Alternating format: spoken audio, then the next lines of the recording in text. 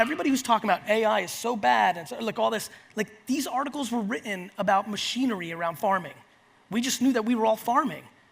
We went on to do other shit. And by the way, like I don't feel bad for a truck driver who isn't reading headlines for 20 years that autonomous trucks are coming. We gave them 20 fucking years. Like when they cry in 2039, like, oh, the fucking autonomous trucks took me out. I'm like, Dick, you had 20 years. You couldn't have learned another skill along the way, asshole? You got your perspective. I just want to be happy. Don't you want to be happy? What up? Thank you. Thank you. The Knicks didn't get Zion, so I'm dead. So energy is going to be down at least one solid notch. Thanks for having me. I've been really looking forward to this event for a lot of different reasons. Really took note of the merger or the acquisition a year ago. As some of you may know, I started my career in the liquor business. I was an immigrant born in the former Soviet Union, kind of cliche story. My dad was a stock boy in a liquor store, and after not spending any money for a decade, eventually bought a small store. And in 1996, I launched one of the first e-commerce wine businesses in America. So this is a space that I'm really excited about. Over the last decade, I've been running a company my brother AJ and I started called VaynerMedia, where we've been working with Fortune 5,000 companies around their marketing behaviors. And I think it's a really interesting time to be here today for a lot of different reasons. Whether you're a service provider, an agency, or a retailer, the mix of the people in this room, you know, when I speak, I think one thing that's really helped me have a speaking career is I try to reverse engineer the room, try to bring the most value. I have no clue what I'm about to talk about for 45 minutes. Like, it's really a stream of consciousness of what's actually happening. And if I understand the makeup of the room, how do I bring the most value?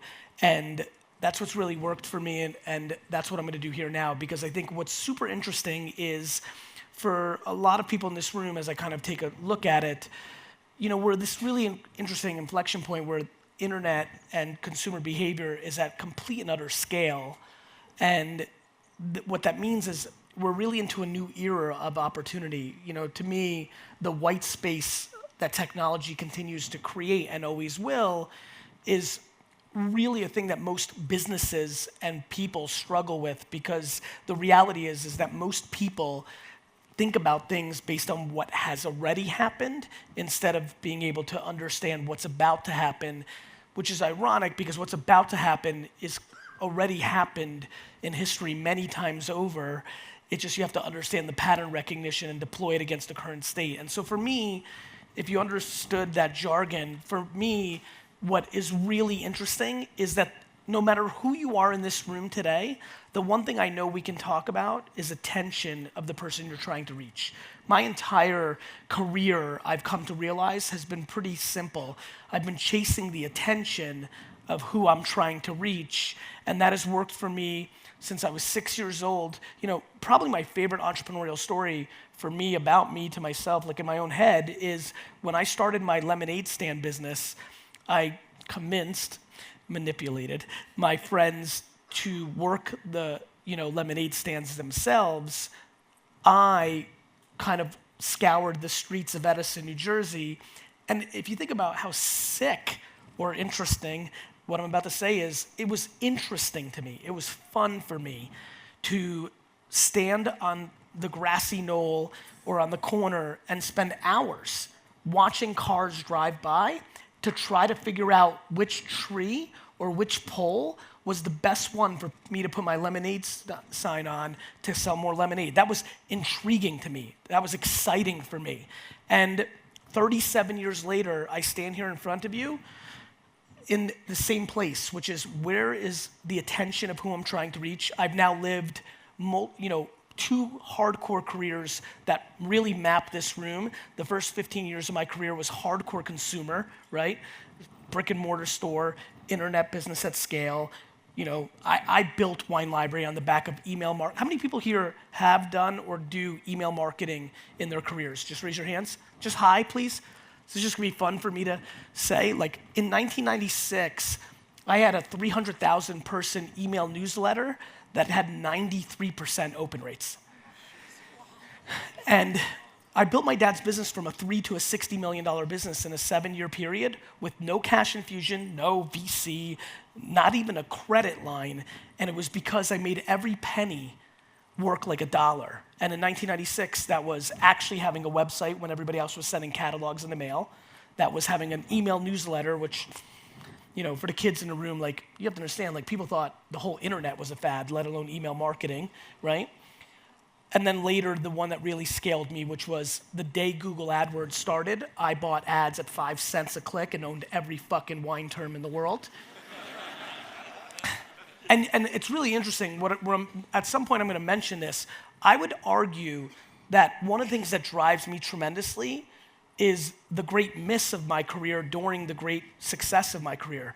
I was so right about Google AdWords, but I'd never been through a pattern of buying very underpriced attention at scale that I didn't spend enough money on Google AdWords. Like when some of you, and I know some of you that I know well, like when you hear 3 to 60, I'm very proud of that, but genuinely, I know I left 100 million in revenue on the table because I did too much direct mail, radio, television, outdoor, a mix of media.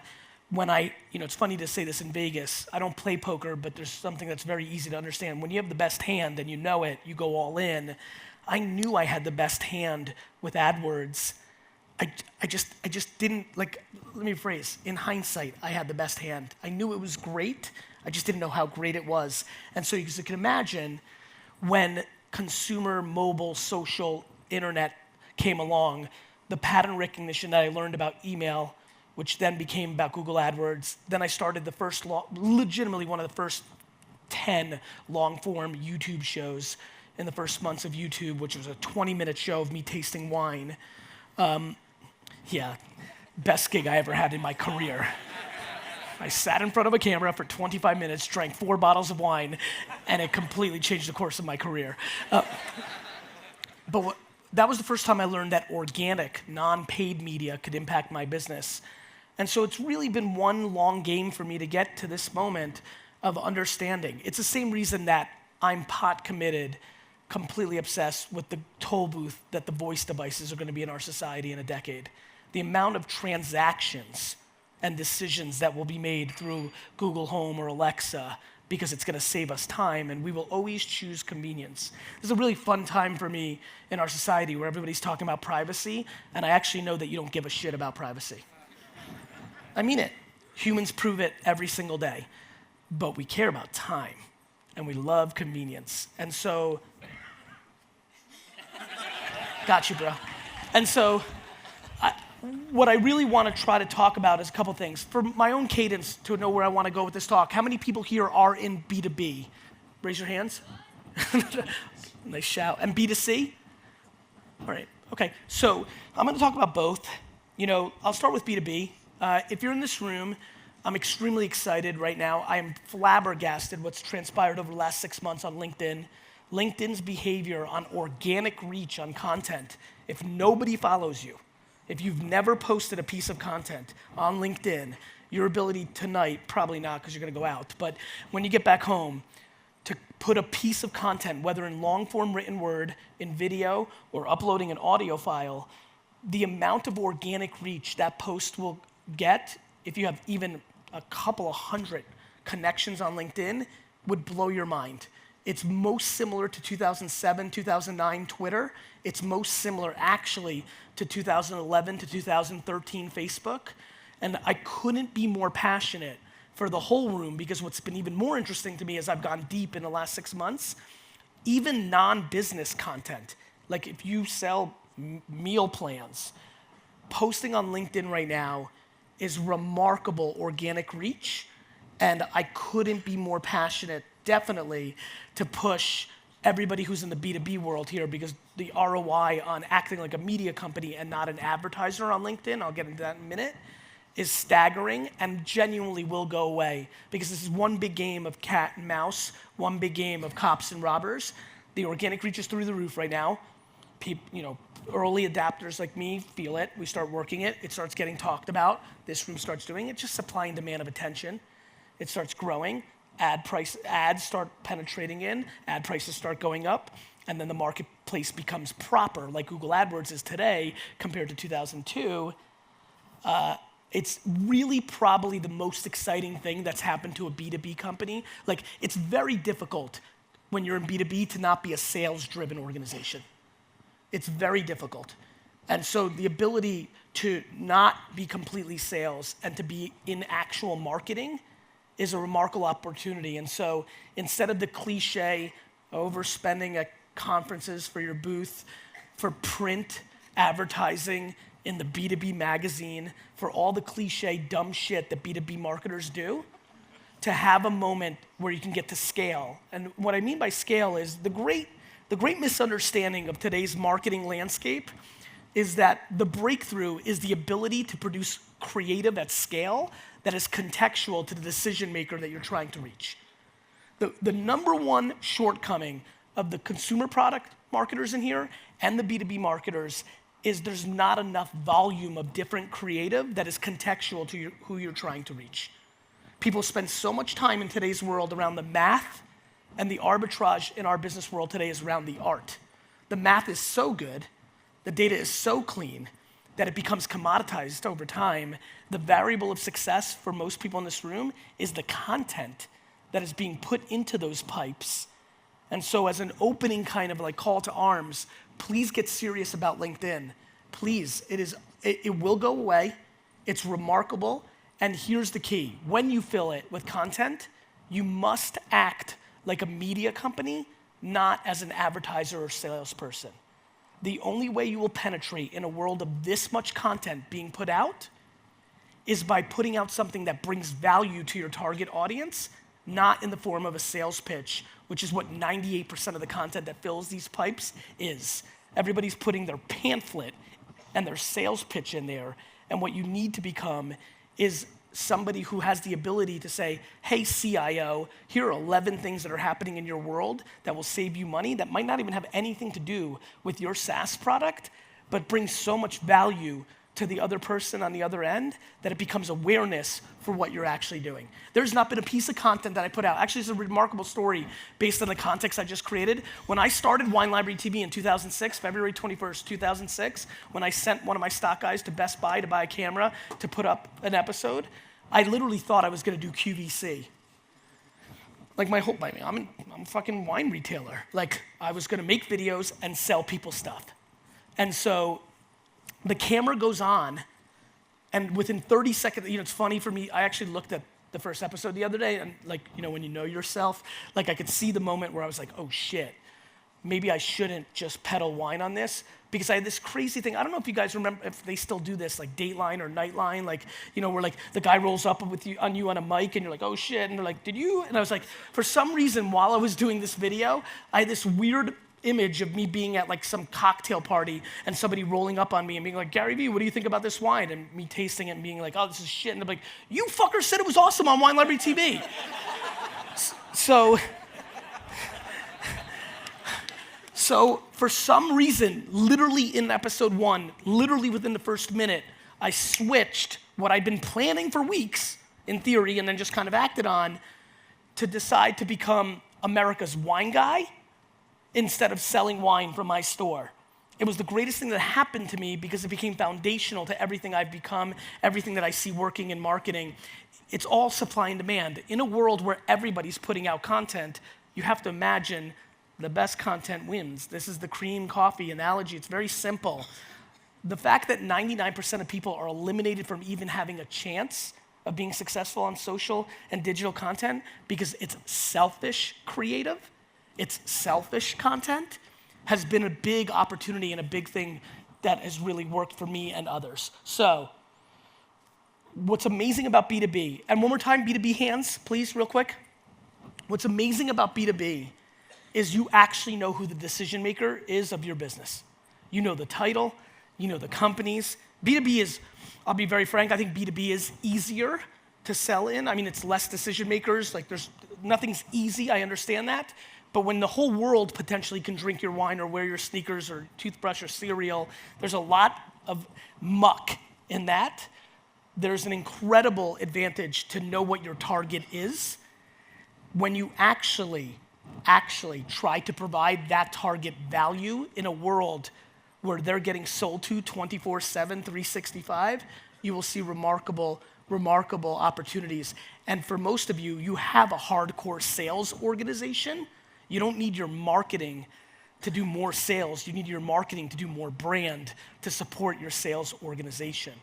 I know that doesn't play because most tech and most B2B companies care about numbers every fucking 90 days and everything's so short term and everybody burns out their long value out of such short-term goals of like raising more capital for the next round. And what we're really living through now is one big game of financial arbitrage to hit metrics to get more venture capital, not actually build businesses. I understand that that's what's happening. Thank you. I got like 100th of a clap from somebody. I was like, yes, I'll take it. And I'll tell you why. It was an interesting point I wanted to make because there's founders in this room who are literally living their entire life predicated on hitting metrics for venture capital, not actually building a product and service for a business, and that will always fail. Everything's easy when there's a lot of money in the system. When that money stops, the market behavior takes over, and if you didn't actually build a business, you lost. So that's a heed, and hopefully like history can tell you, because this happens every time, and we're very frothy right now. There's lots of money, and it's been a long time of froth. As a matter of fact, what's really most interesting after these now 11 years of economic boom, if you're an entrepreneur in today's day and age and you're not doing well, you suck. So, anyway, B2B companies, and there's a lot of you in here, please start a podcast. It's an owned and operated property. You own the attention. Do enormous amount of LinkedIn organic marketing, let alone paid. But LinkedIn has a floor, unlike Facebook and Google, so I do think sometimes the ads can be overpriced on its merit. The organic is ridiculous, bless you, but the biggest thing that everybody has to leave here with is what you fill the pipes with. The pipes are dumb. The pipes are dumb. My favorite thing right now in society is people blaming social media for anything. There is no social media. There's just humans filling it with garbage. So it's time for us to take accountability for social media. We're the ones talking. We're the ones posting. They're just empty pipes. What we fill pipes with is the variable. And so, by the way, real quick, just because this is a fun social commentary and I see the demo in this room, the only thing more fun to me going on right now than people blaming social media when we're the ones filling social media is the people that shit on millennials when they're the parents who created them.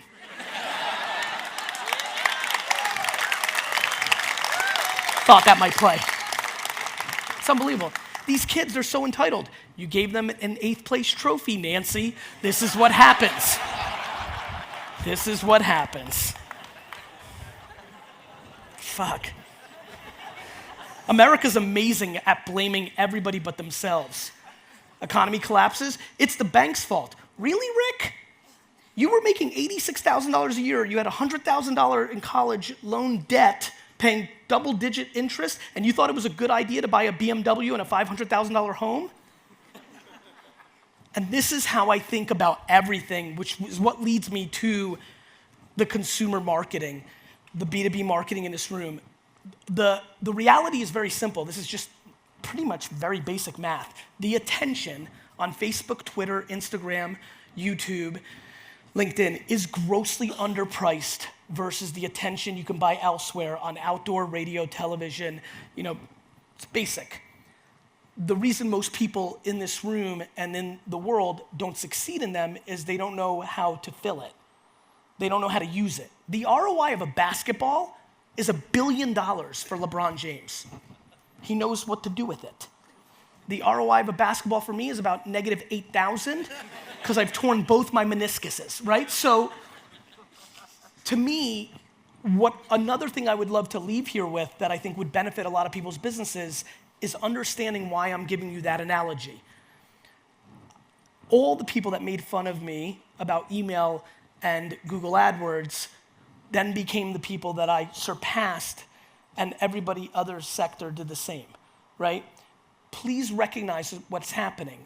One more time, B2C customers, or companies and people, Instagram story ads. Let's just get one quick thing out the way. Instagram story ads, if you target 15 to 55-year-old consumers at all, are such an uncomfortable deal that it like makes me laugh how slow the world is to fill the proper marketplace on the back of media agencies not wanting to buy that media because they don't make as much margin as they do on programmatic black box buying.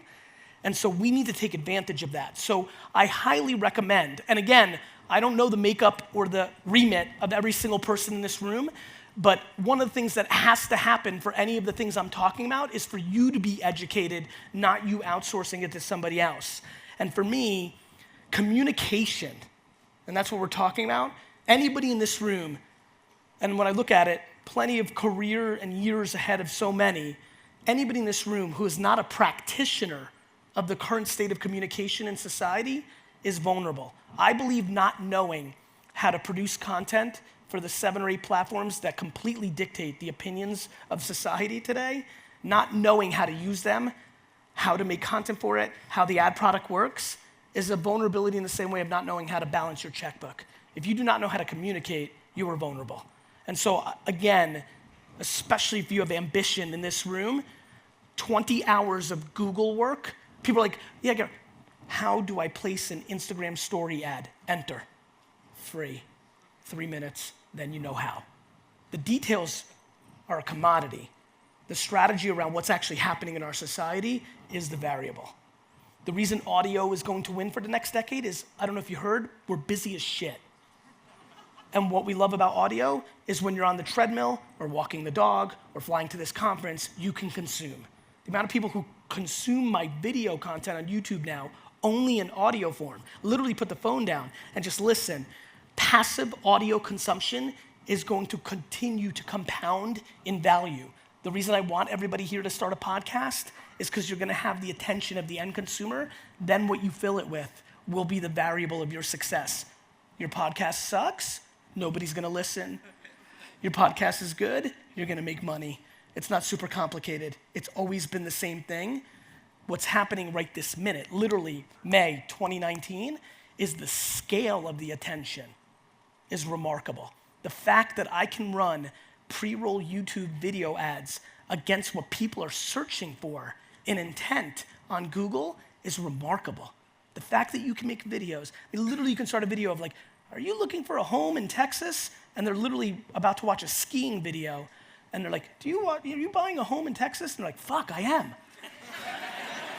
This is why people get freaked out, like, oh, it's spying on me. They put like tape on the fucking webcam.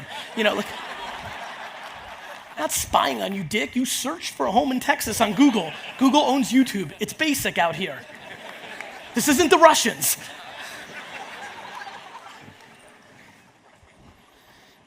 This is the greatest era of headline reading and non-practitionership. There's an enormous amount of executives here who control decision-making around these new platforms and where dollars go, where they've made a decision based on reading 5 articles but have never run an ad in any of these platforms, have decided that Facebook can't drive their business, have decided that nobody's on Snapchat anymore. If you have a consumer business that is trying to reach 15 to 30-year-olds, Snapchat is maybe the best deal in marketing right now. It's so underpriced because everybody wrote it off because the stock is doing poorly, but the amount of attention, 15 to 24, is uncomfortably high, and the ad product is uncomfortably inexpensive. LinkedIn, Google, search queries turned into pre-roll YouTube where you can make videos that completely address who you're trying to reach. Facebook, on and on and on. It's all one game of the math will get you in front of every person that you want to get in front of. This game is not a tech stack game. This game is not an analytics game. This game is an anthropology, human behavior. What video, picture, and audio do you make once you know you're in front of somebody game? All this tech is actually commoditizing the tech. The next decade's frontier is a battle of art. The next decade's battle is actually understanding the psychology of the individual. The commodity of getting in front of somebody is gonna be basic. I love when people, big data, Gary, I'm like, and? Big data means shit until you do something with it. And then once you get in front of somebody, everybody's gonna have the same first party data. There's too much activity. It's all commodity. And everybody thinks that's where the game is. It's just like 6 years ago when everyone's like, Gary, I'm gonna make my kid a coder. I'm like, she's gonna make no money. What do you mean? I'm like, the coders that make $200,000 a year now, easy, is because they were nerds when nobody else was doing it. It was a supply and demand issue. If everybody's on STEM and a coder, it becomes a commodity. It's the same thing humans did with farming. It's the same thing to everybody. It's over and over and over again. And so, my friends, please heed this call. I could be wrong, but this is one very strong point of view of somebody who's in the trenches daily on these platforms. You know, one thing I'm most proud of for my 1,000-person agency is I'm the best practitioner at the craft that we do. I'm not a CEO that's in an ivory tower. I'm making every day. I'm reading every comment in my community. I do the qual-based data analyzing, which allows me to then know what the next piece of content should be based on the opinions of the audience. I'm doing that. And what I can tell you right now is we're living in a golden era where the reason you see such big brands, especially in e-commerce, to go like right to it, we're seeing brands go from 0 to 100 million revenue on the back of 100% influencer marketing play. I laugh when people are like, guys, we know this. I mean, I assume a lot of you know this in the room. There are literally brands that are going from 0 to 30, 0 to 50, 0 to $70 million in sales in 18 months on 100% Instagram influencer execution. How much attention do you think is going on in there to be able to do that? This is the only thing. Let me see if I can find it. This is the only thing that matters. And the only thing that matters is such a definitive, absolute statement. It's obviously not fully true, but Jesus, if you do not know how to communicate on the 8 platforms that dominate the screens of every one of these devices, you are becoming irrelevant. And so what excites me is the moment we sit in today. What excites me is that we're in this moment, and the reality is it's actually stunningly not difficult. It's more of a religious shift than it is a tactical shift. If you're sitting in this room and you've made decisions of these platforms, but you've never run ads on it to look at it, you need to run ads on it to look at it. And whether that's for your business or literally you try to sell something that you buy in bulk at $5 below and you list it on your platform or list it on Facebook Marketplace, Magento, I don't care how you do it, understand what's actually happening. And what you'll discover once you become a practitioner, not somebody who's just philosophical about this stuff, what you'll discover is this is an uncomfortable time of opportunity if you know how to fill the pipes. And the way to fill the pipes is very simple. Unless you're deploying disproportionate selflessness or entertainment, you will lose. If you look at your apps, if everybody pulled out their phone right now, and I know a lot of you, like if you pull out your phone right now and looked at your home screen, you will see that the apps, which is the clearest indication, I'm literally, the easiest way for me to know who you are is to grab your phone and see what your home screen is. It's the insight of the world. Like, are you anal and everything is organized? Like who are you? And what you'll notice if you look at your apps right now is it's either entertainment or it's utility. It's bringing you value. You're either got a sports app that lets you escape, that you hate your bullshit job, and this is why you love the fucking Knicks who can never win the fucking lottery. Or it's a calendar or a weather app or Uber. It's utility or entertainment. How many people here follow my content at all? Appreciate it. Thank you. Jesus, thank you. So this will make tons of sense to you. That's all I do. Utility, entertainment. I tend to blend them into one thing. It's utility or entertainment. 95% of the content I see online is a sales pitch, is a humble brag. Nobody gives a shit that you got a new watch. So please understand the framework that is working for businesses. For a lot of the consumer people here, another segue that I want to go into, the reason I'm pushing you so aggressively into the art is the only thing that's going to save you as your CAC prices continue to go up and your CAC and LTV are upside down unless you raise more capital.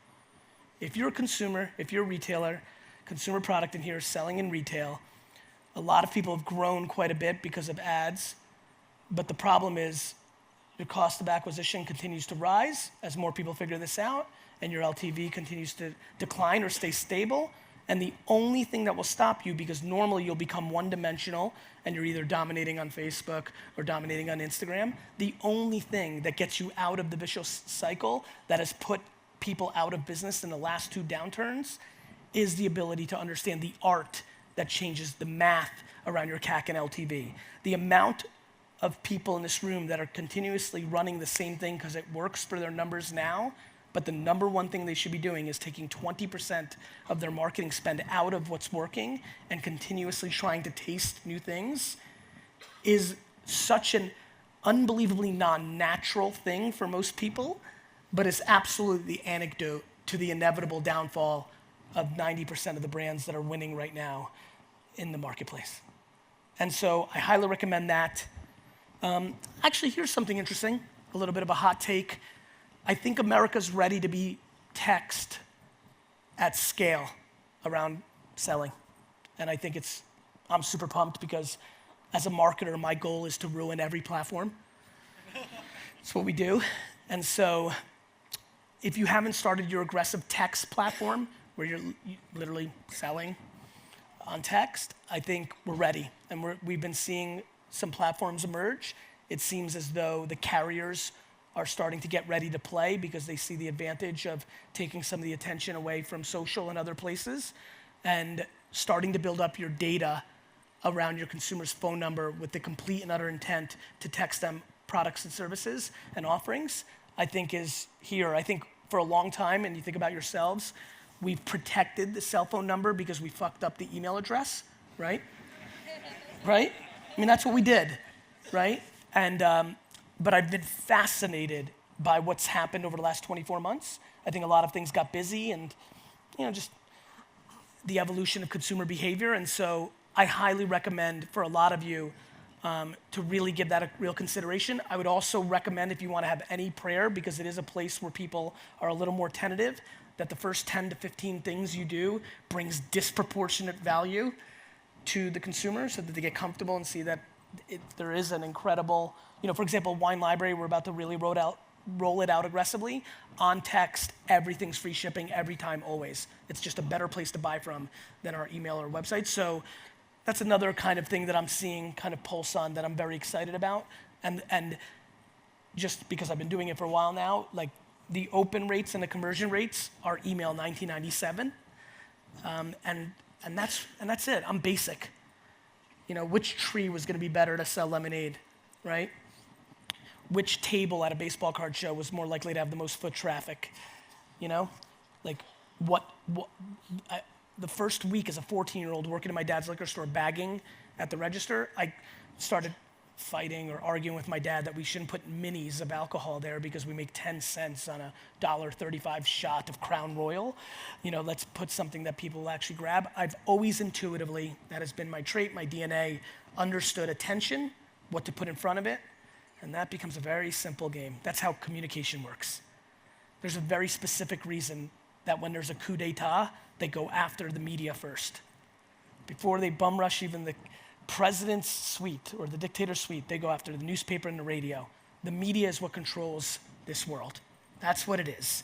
And so if you are not pot committed as an organization, as an individual, as a matter of fact, actually let's go individual while I got a little bit of time. Nothing I think is more important right now for everybody in this room than them sharing their thoughts on their expertise on LinkedIn in blog post form to create opportunities for themselves and their family without disrupting where they currently work. Nothing. Nothing. It is your absolute insurance policy to your career. I love when people get mad about personal brand. Words are funny. People get real worked up about words. personal brand, charlatan, shitty, reputation, amazing. It's the same shit. So I highly recommend knowing the makeup of this room. And people might say, I'm an introvert, I don't do that, I don't feel comfortable, who's gonna care what I think? To me, producing content in today's environment is an offensive move for your life and your reality, and you should very much consider it. I watch so many people not share their truths in boardrooms because they know what is accepted within the company they work in, and they're navigating those waters for the ability to stay in that company. Yet, I watch so many people over the last decade, and what I genuinely believe is gonna happen over the next decade, then lose in that same organization once traditional wrong thinking is exposed and that person didn't share their actual thoughts. My friends, if you work in a company, let me promise you something. It's a lot more fun to die on your own sword. And so, you like that one? It's true. It's true. People don't understand. How many people here work in marketing? How many people here work in a company in the marketing department? Raise your hands. I want you to win. And I don't want you to believe something as a marketer that you don't do because your company doesn't have reporting that justifies that behavior, which is complete common sense, and the reporting is complete bullshit. And you pander to that reporting, and then in 3 years, when the company suffers from pandering to subjective reporting instead of the reality of the marketplace, you take the fall for something you didn't believe in the first place. That's what happens. And so, you might not be able to be a dick about it like I am, but what you might be able to do is respectfully communicate your point of view in these rooms, and maybe that doesn't play. What you may be able to do, carefully, is navigate your opinions on the ecosystem in your personal blog post, which doesn't expose where you work. Go a little more general, share your thoughts, and those points of view become your hedge to the fact that I know the majority of this room, when they work in a company, don't always speak their full truth. And that happens when you go through a time like this. My first ever public business appearance was a panel at a New Jersey Chamber of Commerce event that had like 11 people at it. And it was me and the guy who sold Yellow Pages. This is real. Sounds like the beginning of a joke. And the joke was on me. This was 1998 already, 1999. The internet was real, but not to everybody. And there was some back and forth, and this guy tried to clown me heavy. You know, he's like, are you gonna believe this kid? He's trying to sell wine on the internet. And the 11 jokers in the room laughed at me. And it's funny how my life evolved. I haven't told this story in a long time. I remember looking at him and saying, you know, I wish this was recorded, because you were gonna be fantastically historically incorrect. I have not seen a fucking Yellow Pages in 5 years. But I want to remind everybody, the reason so many companies in the world are called AAA something is because hacking the Yellow Pages in the 40s, 50s, 60s, and 70s meant being the first company listed under a category, and AAA worked. Hacking attention has always played. The place we're in now is remarkable because of the scale of the internet itself. When, not if, when blockchain scales and does its thing, these dynamics will change. But right now, there are clearly 4 to 7 to 10 toll booths of the internet. The Amazons, the Apples, the Googles of the world. It is our job in this room to be the best toll booth collectors. We need to be the next layer. We've seen in many industries people build companies that just built another toll booth on top of Google.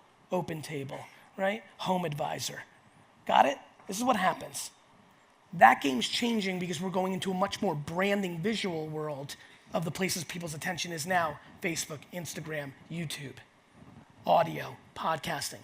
But what made a hit show on radio in 1937, Guiding Light, which later became the hit soap opera on television, still plays today, which is who can tell the best story that brings the most value.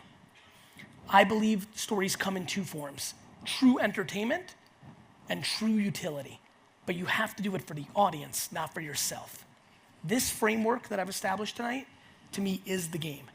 This framework is the absolute variable of the companies that are winning and losing. the unlock to all of this, to become very practical in this room, almost everybody in this room, including me and my companies and my clients, is not in a position to make enough content to fill the capabilities of these pipes.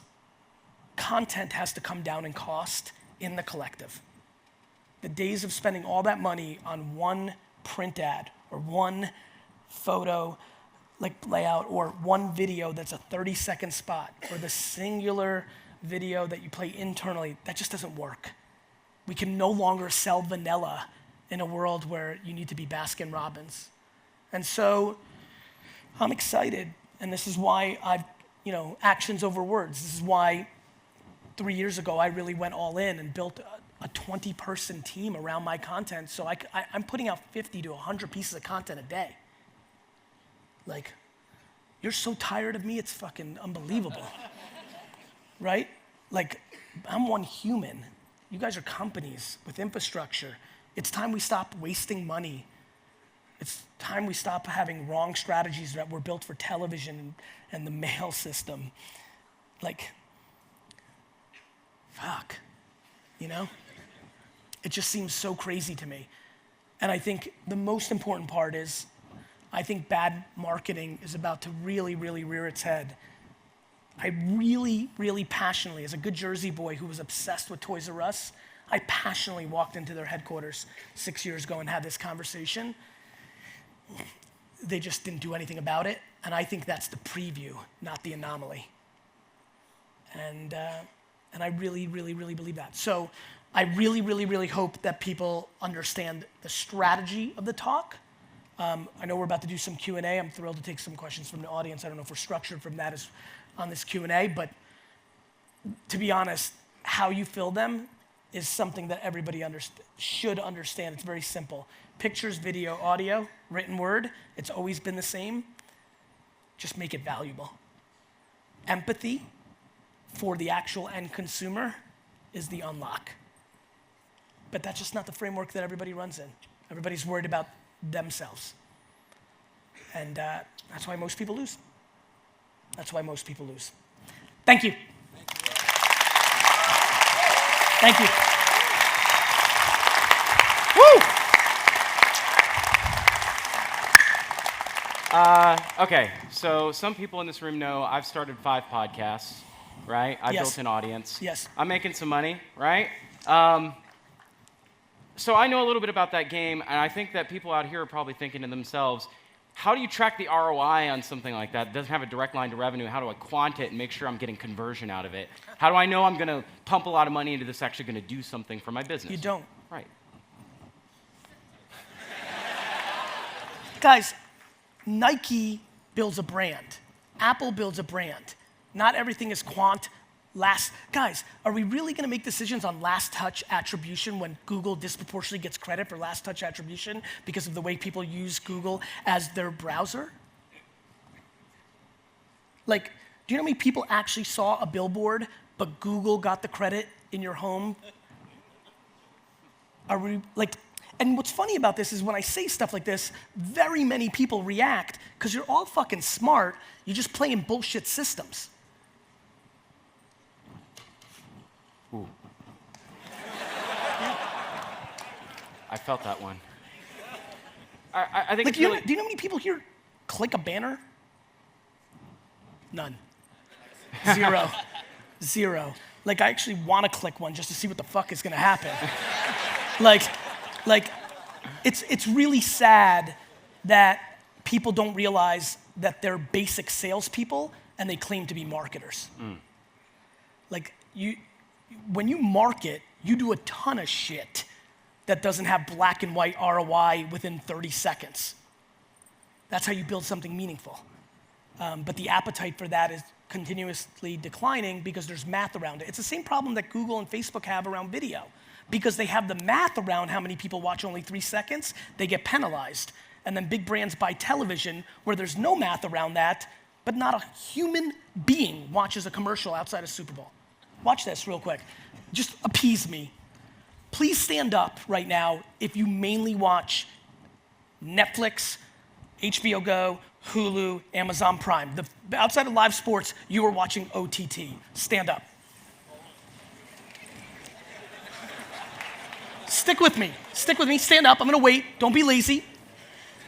All right, now, for the 8%, keep standing, I want everybody to look around, I want everybody to look at this. For the 8% that's sitting, right, who are the only people that even have a prayer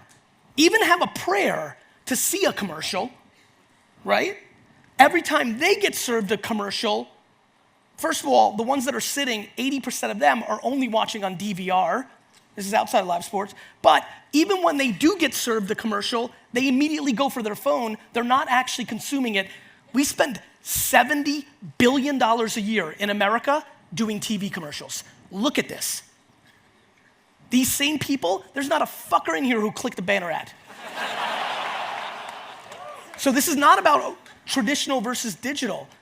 There's bad inventory in both. I think Super Bowl is the single best, you can sit, thank you very much. I think Super Bowl is the single best ad in marketing because we all see it. It's a sport to consume it. You get 100% American brand awareness. What you fill it with becomes the variable. But yeah, man, marketing is very, very, very, very understood. We're just not doing it in 2019. There's too much math and there's too much fear. 2 weeks ago, to build up to this event, we did an Instagram live takeover, and they let me take over Magento's Instagram. That was a good decision. Thank you. You have a very good decision. And a lot of the audience in this room is actually on Twitter, and I got a little pushback. Was like, why would you push us to Instagram for content when your audience is already on Twitter? And my reaction was, because that's where human beings are, right? Well, what's your take on sort of that channel shift of where brands exist? I pull in opposite directions of this. I think it is our job to create no friction for the consumer. People are always like, Gary, you love digital. Why do you write books? I'm like, because people read them. To me, I do think it's important to not become one-dimensional in one channel that you're not in control of. When Instagram is the amount of people that are in deep fucking shit because they're completely only Instagram, and when Instagram's organic reach falls through the ground or collapses, they're in deep shit. And what's crazy is we just lived it on Facebook 5 minutes ago. It's not like it should be any big surprise it's coming, but people cry when it happens. So here's what I would say. A, I do think it's important when you have attention somewhere to amortize it into a lot of places so that your core audience and for you as a business is never one-dimensional. But on the flip side, I do think creating friction for the consumer to consume your content is a bad idea. The reason I do written word, audio, and video is I have no idea how you want to consume me. I just want to give you a chance to consume me. So if you've switched to audio instead of video watching, because now that's when you run, that's what you do, I'm gonna be there in podcast form. If you're sitting at your desk for the first hour of each day and reading LinkedIn written word, I'm there. So I'm trying to create zero friction for consumption. So one of the questions that came in over the app earlier today was, I'm a business, I'm pretty successful. How do I actually engage my customers on social if I do B2B? Are my customers there, and where do I even begin? Obviously I started my talk with that because I know a lot of you are in B2B. I can't get, guys, my last book, Crushing It, just came out 18 months ago. You're not gonna be able to see it, but maybe you can make it out. Oh, actually, well now it's, in Crushing It, I don't even talk about LinkedIn. It's I'm talking about all these platforms. I talk more about Musical.ly in a book I wrote 18 months ago than LinkedIn. Didn't even decide to cover it. Was thinking about it and I was like, eh. And now I'm sitting here 18 months later and it was the opening 10 minutes of my talk. This is what's so fun about day trading attention. You're unemotional. I can't wait to be on stage being like, you do social media? Fuck social media. And I mean it. I really could care less about social media. I care about where your attention is, where it's underpriced, and how do I deliver you value that brings me value. Very basic. So, LinkedIn's crazy, bro. Honestly, it's at such scale and such virality and such vibrance because LinkedIn has more attention than it has content filling it, which is why this is how it works. You have to get in there, guys, you have to. So that and podcast, I think every B2B player in here needs to think about doing a podcast minimally once a month, preferably once a week, and make a podcast that actually brings value to the employees of the companies you're trying to reach. It doesn't even have to be, it could be about golf. if you think that your industry over-indexes on loving fucking golf as executives. It just needs to hit the CIO, the CTO, the CFO, bring value, own that. I'm very, very bullish on that. And so I do believe that you will see the biggest companies in the world have an editor-in-chief along with a CMO and a chief brand officer over the next decade. We will absolutely become much more publisher than advertiser because of consumers' non-interest in advertising. And when you do advertising, for example, something I'm very proud of, and I think some of you saw it because, geez, it really got consumed. A couple weeks ago at VaynerMedia, we were the agency creatively and the production house behind that Dwayne Wade Budweiser spot, right, where we retired his jersey and he did the jersey swaps. If you're gonna do advertising today, it needs to be a 3-minute video that people wanna watch versus a 6-second pre-roll that nobody wants to see. And so that's what I think about it. Another question that came in was, well, how do you, and you covered this a little bit earlier, how do you deal with entrenched bureaucracy in an organization? Is it better to bail? Yes. Okay. Quit. And I'll say why, and I really believe it. I think the reality is almost every business cares about short-term economics. And when you care about short-term economics, it almost always goes against what's right. If you were only raising your child until they were 4 and they would leave, you would raise them differently. And unfortunately, we have a lot of, and I used to blame people, but then I'm like, no, this is actually the structure. I can't be mad at this CEO. She's worked for 37 years hard to get into this spot, and she cares about maximizing short-term economics because when she leaves, she needs to sell out her options, and she wants it to be as highly valuable as possible. She doesn't care about that company for the next 50 years anymore. She's an executive. It's not a family business. You're not gonna change it. Really, like you're not. Like if you work in a company that is required to create short-term economics, whether that is because they're a publicly traded company, they're a private company looking to sell, so they're trying to maximize EBITDA, or they're an early stage company trying to raise capital, everything's fucked. So yes, like if you do not believe, the beauty of being an employee is you get to leave. The lonely part of being an entrepreneur and owning your company is it's your fault and there's nobody else to blame. Right? Like, the great part of being an employee is even if you suck, when you get fired, you're like, my boss was a dick. You don't have to take an L, One question came in, it sort of appealed to me. I'm kind of a sneakerhead, and I saw it, crazy. And they were asking why K-Swiss, and I think that kind of, you did a collab with K-Swiss. You have a number of shoes, and I have to wonder, the question actually asks, did you sell out? Or is it like the short-term economics is, could you tell that story a little bit? I sure can. Yeah. My number one reason for building my agency is because I thought that everybody's in big trouble. I wish I was making video in 2011 when I really made a decision. My basic thought was Netflix was gonna win, Facebook was gonna win, Amazon was gonna win. So I did really well in investing public companies, private companies, and I thought the best way for me to take advantage of that was to build the best communication company, machine as I call it, infrastructure to then buy nostalgic brands and reboot them. I believe the nostalgia is the number one underpriced thing in human behavior. And so K-Swiss for me was a really interesting deal. A couple things. They reached out to me, and so like anything else, you kind of vet that. Number two,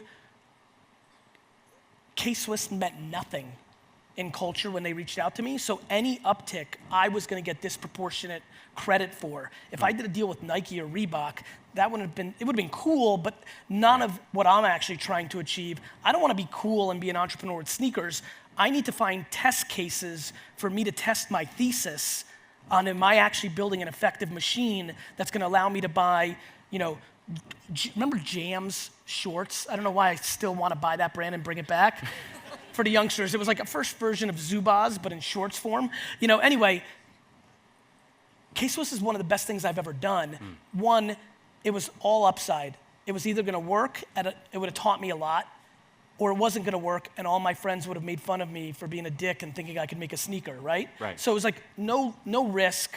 No, I don't feel like I sold out on it No, there was a mutual value there. That's right. Yeah. 100%. And K-Swiss just sold to a Chinese company for a ton of money, way more than they would have if they didn't do the deal with me. So I feel good about it. They won. I learned a fuckload for what I'm gonna do next. I now look at apparel as an actual category that I may buy when the economy collapses instead of just food, which is where I was originally. So I've given myself options when this next economic decline happens, because that's when I'm gonna strike like a cobra. You know, I mean, I can't wait for the next Bear Stearns. I mean it. Like, I think that there's a lot of bullshit going on. I think there's a lot of D players getting A results, but we're being fakely propped up. So I think we have time for one more question. This one was sort of heavy. I'd love your take on it. Sure. Do you think we're in an AI arms race, and where do you think that ends? You know, one thing I really am passionate about that's evolved for me, and I'm thankful for it, is I try not to talk about shit that I don't know. So the answer is I'm not sure. I haven't done enough homework on AI to answer that thoughtfully, like the other questions. I think it's inevitable. The technology is inevitable, but I think people grossly underestimate human beings. Like, we evolve into other shit. I think AI is gonna do a lot of dumb shit that we shouldn't be doing anyway. And it's going to be impactful, but not the way, like, I think this could be a precursor to the robots killing us, which I do think is inevitable. I think we'll miss it, thank God. But I think our grandkids might be fucked, you know? But I think what AI is gonna do is, and if you're talking about an arms race between China and the US, if you're talking about humans versus robots, like, technology eliminates commodity. And I think AI is gonna eliminate a lot of things that don't bring value in 2026. And I think those humans will find other things to do. Listen, I got, you know, first of all, thank you so much. A lot of you do follow me. A lot of you know I was a really bad student, and I love always posting my ridiculously bad report card. But there's one really interesting insight that I hope helps everybody here.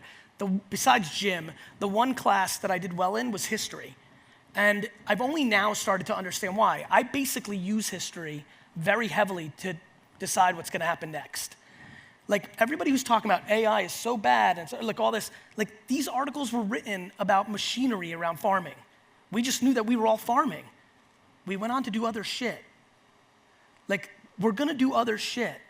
And by the way, like, I don't feel bad for a truck driver who isn't reading headlines for 20 years that autonomous trucks are coming. We gave them 20 fucking years. Like, when they cry in 2039, like, oh, the fucking autonomous trucks took me out, I'm like, Dick, you had 20 years. You couldn't have learned another skill along the way, asshole? I mean this, and I see some of you clapping. Listen, I'm unbelievably, like, I have a lot of different thoughts, but I will say this. We are living in the golden era of entitlement. And, like, the quicker you can get entitlement out of your body, the better. And so, yeah, like, technology happens. I'd much rather be dealing with the pre-dawn days of AI than dealing with the Black Plague. That happened to humans. They lived during a time where everybody almost fucking died. So, like, you know, like, we complain about dumb shit, you know? Like, the Holocaust is recent. Like, shit happens. Like, I'm not worried about fucking AI. Meaning, yes, a lot of stuff will happen, but I don't view it as this negative arms race. I look at it as phenomenal because AI is gonna do shit that below average humans do poorly.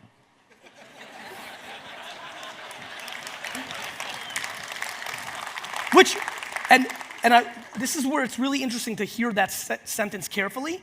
It makes me then think that that human could actually then go do something that they do like and do well. That's not like, you suck, human, you should, no, it's not some like rogue shit. It's actually understanding how humans work, which is when you find something you like and you're good at it, Life is a lot better than when you don't, or when you just chase money, or when you dwell that the system's against you. I like the pressure of technology. I think it leads to a lot of happiness for a lot of people who can just look at the other side of the coin. My friends, you find what you're looking for in life. You want to think everything's negative and fucked? You can find that all day, as you know.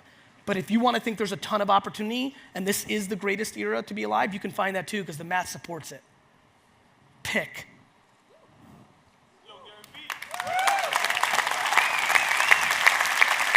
Photo? Is that what you're saying? Photo? Yeah. No more questions? I gotta catch my flight. Yeah. Good, good. Yep, got it. Awesome. You got it. Thank you guys. Have a wonderful conference. Thanks for having me. Garyvee!